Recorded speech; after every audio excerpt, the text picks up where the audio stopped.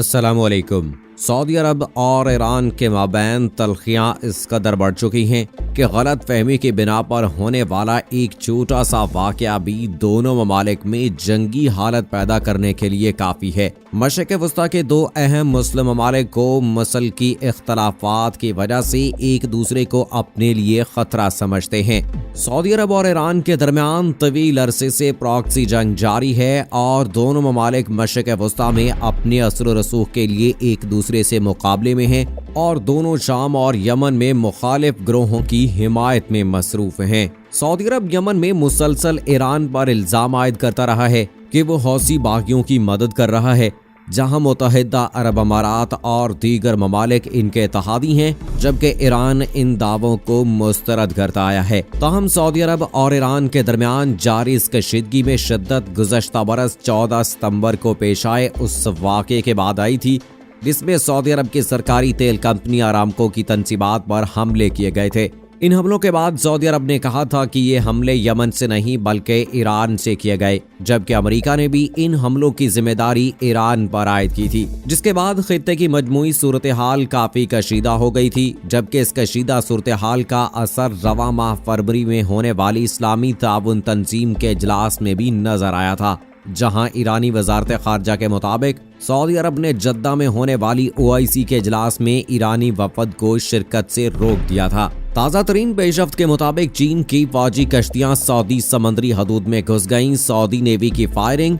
मशरिक़ वस्ता में सऊदी अरब और ईरान के दरमियान एक बार फिर हालात कशीदा हो गए। सऊदी अरब ने कहा है कि उसने अपने पानियों में घुस आने वाली 3 ईरानी कश्तियों को इंतबाही फायरिंग के बाद वापस जाने पर मजबूर कर दिया। इस हवाले से अरब वेबसाइट उर्दू न्यूज़ ने सऊदी अरब की सरकारी खबर रसां इदारे SPA की रिपोर्ट करते हुए बताया है कि सऊदी रॉयल कोस्ट गार्ड्स के तर्जुमान ने कहा है कि 25 जून को हमें सऊदी समंदरी हदूद में ईरानी कश्तियों के दाखिले की इत्तला मिली, जिस पर कोस्ट गार्ड्स का मखसूस दस्ता इस मकाम पर पहुंचा। उन्होंने बताया कि ईरानी कश्तियों के इस खिलाफ वर्जी पर कोस्ट गार्ड्स ने कमांडोज को बैनुल-अक़वामी कवानीन के तहत रुकने का पैगाम दिया, ताकि ईरानी कश्तियों की जानिब से इसका जवाब नहीं दिया गया। बात जारी रखते हुए उन्होंने कहा कि ईरानी कश्तियों की जानिब से पैगाम का जवाब न देने पर कोस्ट गार्ड ने इंतबाही फायरिंग की, जिस पर वो कश्तियां वापस जाने पर मजबूर हो गईं। तर्जुमान का ये भी कहना था कि मुल्क की समंदरी हदूद के खिलाफ वर्जी को किसी तरह बर्दाश्त नहीं किया जाएगा।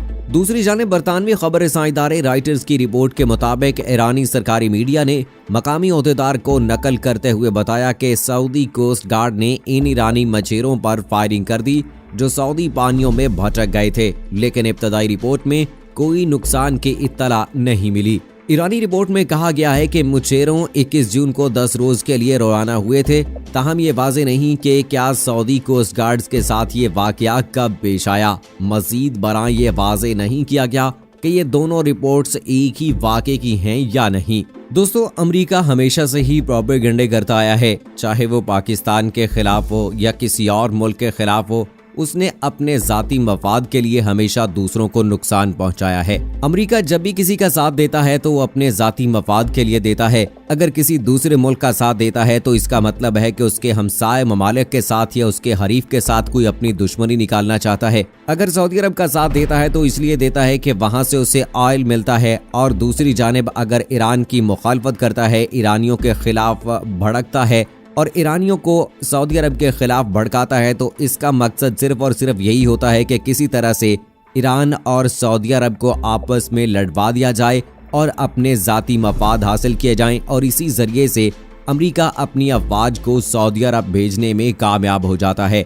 और अगर दूसरी जानिब बात की जाए तो यमन और सऊदी अरब के दरमियान जो हालात कशीदा हैं, उसका जिम्मेदार भी अमेरिका और इसराइल को समझा जाता है, क्योंकि अमेरिका नहीं चाहता कि कोई भी मुल्क तरक्की करे। इसी हवाले से अब आप देख लीजिए कि जब से कोरोना वायरस फैला है तो अमेरिका ने चाइना को परेशान करना शुरू कर दिया।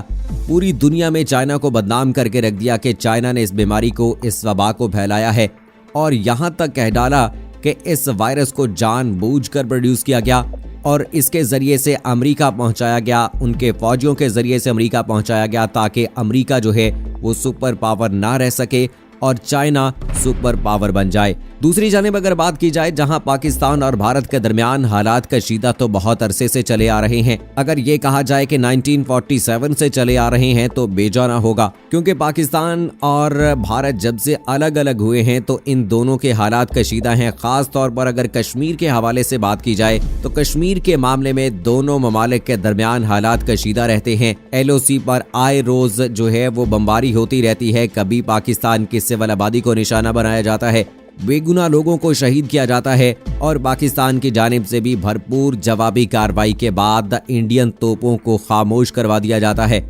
भारत ने अपना जालिमाना रवैया मुसलमानों के साथ इसी तरह से रवा रखा और तकरीबन 1 साल होने को है कि भारत ने कश्मीरी लोगों की जिंदगी अजीरन बना दी है। कश्मीरी लोगों को उनके घरों में कैद करके रख दिया है। कश्मीरी लोगों पर नाम नेहाद लॉकडाउन कर दिया गया है, जहां पर बच्चे, बूढ़े, जवान, खवातीन सबको जो है उनके घरों में कैद कर दिया गया है। ना तो लोग अपना कारोबार कर सकते हैं, ना अपने घर से किसी काम की वजह से निकल सकते हैं। लोगों के कारोबार तबाह हो गए हैं, फाका कशी की जिंदगी गुजार रहे हैं।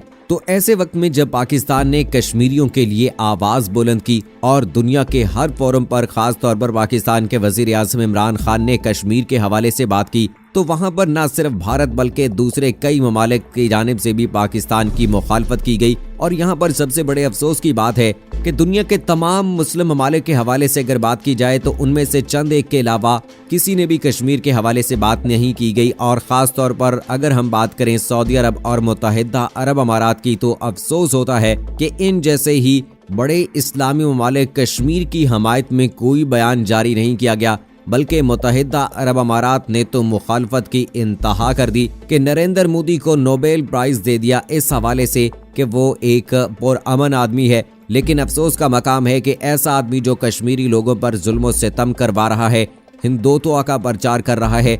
और अगर भारत में रहने वाले मुसलमानों की बात की जाए तो भारत में रहने वाले मुसलमानों की जिंदगी भी अजीरन बना दी नरेंद्र मोदी ने। वहां पर रहने वाले लोगों के साथ जो जुल्म सितम किया जा रहा है वो पूरी दुनिया के सामने है। उनके घरों को आग लगाई जा रही है, उनके कारोबार तबाह कर दिए गए हैं। तो इस किस्म की सूरत हाल में मुस्लिम ममालिक की जानिब से इस किस्म का रद्द अमल आना यकीनी तौर पर काबिल अफसोस है। और जहां तक बात की जाए मसलक के हवाले से, तो सऊदी अरब और ईरान को आपस में लड़वाने में भी अमेरिका का बहुत अहम किरदार रहा है। तो वहीं अब भारत को शह दी है अमेरिका ने कि वो चाइना के साथ भिड़ जाए, क्योंकि अमेरिका को इस बात का खदशा है कि चाइना जो है वो आइंदा आने वाले कुछ अरसे में उनकी मईशत चूंकि बहुत ज़्यादा मजबूत है तो कहीं वो सुपर पावर ना बन जाए। इसलिए अमेरिका ने शह दी भारत को कि वो चाइना के साथ भिड़ जाए। लेकिन शायद नरेंद्र मोदी इस बात से बिल्कुल बेखबर थे कि चाइना उनको किस तरह का मौसर जवाब देगा। और फिर हमने देखा कि लद्दाख के मामले पर किस तरह से हजीमत का सामना करना पड़ा, उनके फौजियों को किस तरह से लोहे की खारदार तारों से लिपटे हुए डंडों से मारा गया, उनको दरिया में बहा दिया गया। तो नरेंद्र मोदी ने अपने मीडिया को भी वहां पर खामोश करवा दिया गया कि इस किस्म की कोई बात भी जो है वो दुनिया के सामने ना लाई जाए जिसकी वजह से भारत को शर्मिंदगी का सामना करना पड़े। लेकिन वो कहते हैं ना कि जब इस किस्म की कोई बात होती है, खबर होती है, वो दुनिया के सामने तो आ ही जाती है। हमने फिर सैटेलाइट फुटेजेस की मदद से देखा कि किस तरह से भारत के फौजियों को चाइना के फौजियों ने बुरी तरह से मारा है और वहां से मार भगाने की कोशिश की है, जिसमें के कामयाब भी हो गए हैं। और अब यहां तक कहा जा रहा है कि तकरीबन भारत की 7 रियासतों में चाइना की फौज घुस चुकी है और नरेंद्र मोदी की जो पॉलिसी है वो बुरी तरह से फ्लॉप हो चुकी है। नरेंद्र मोदी को वहां पर भी हजीमत का सामना करना पड़ा है और भारतीय मीडिया चीखों पुकार करके अब अपने फौजियों के बारे में बात कर रहा है। तो दोस्तों यहाँ पर भी अगर देखा जाए तो इसका जिम्मेदार जो है वो अमेरिका ही है, जिसने एक बार फिर भारत को बुरी तरह से लद्दाख के मकाम पर फंसा दिया है। और चाइना के साथ मुकाबला करने पर भारत अब मजबूर हो गया है। लेकिन भारत अब इस वक्त मौजूदा सूरत हाल में टेबल टॉक करने के लिए मजबूर हो गया है, चूंकि भारत ये बात बड़ी अच्छी तरह से जानता है कि अगर चाइना के साथ मजीद पंगा लिया गया तो पाकिस्तान और चाइना मिलकर बुरी तरह से मार मारेंगे। और भारत के पास चूंकि कोई डिफेंस सिस्टम भी नहीं है, चाइना के पास जो कि ऑलरेडी बहुत अरसे से मौजूद है। और अगर आर्मी के हवाले से बात की जाए तो चाइना और पाकिस्तान की आर्मी मिलकर भारत को नेस्तो नाबूद करने में चंद लम्हे भी नहीं लगाएंगे, क्योंकि आपको याद होगा कि 27 फरवरी 2019 को जिस तरह से पाकिस्तानी शाहीनों ने भारत के अभिनंदन को गिराया था और उसके जहाज को भी तबाह कर दिया था, लेकिन फिर जज्बा खैर सगाली के तहत अभिनंदन को वापस कर दिया गया। दूसरी जानिब अगर फलस्तीन की हम बात करें दोस्तों, तो फलस्तीन में जो इस वक्त जुल्म सितम जारी है, वहां पर इसराइल जो है वो अपना झंडा गाड़ने की कोशिश में लगा हुआ है। तो इस तमाम सूरत हाल में हमारे सामने ये एक ही बात निकल कर आती है कि अमेरिका और इसराइल दुनिया के तमाम ममालिक को आपस में लड़वाने में लगे हुए हैं। सबसे ज़्यादा ईरान और सऊदी अरब की बात करें, यमन और सऊदी अरब की बात करें, पाकिस्तान और भारत और चाइना, लेकिन अब उसके साथ साथ भारत को भरपूर तरीके से जवाब देने के लिए भूटान, नेपाल, बांग्लादेश, इन तमाम ममालिक ने अपना गठजोड़ करके भरपूर तरीके से चाइना को जवाब देने की कोशिश की है। तो नरेंद्र मोदी की अब आंखें खुल गई हैं।